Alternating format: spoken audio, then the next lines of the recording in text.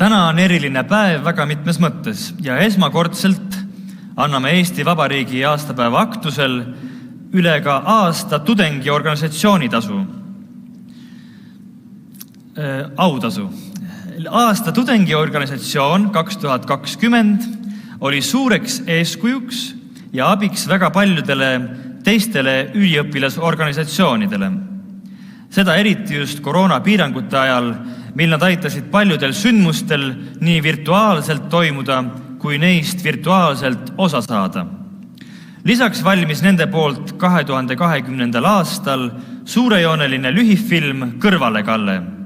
Daamid ja härrad, aasta tudengiorganisatsioon 2020 on TalTechi filmiklubi.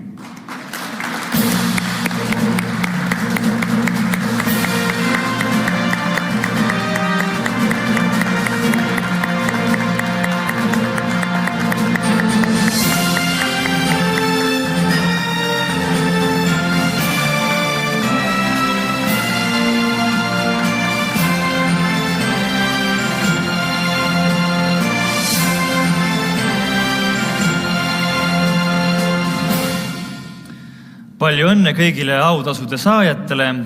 Aitäh Sten Ärmile ja palun kõnepulti rektor Tiit Landi.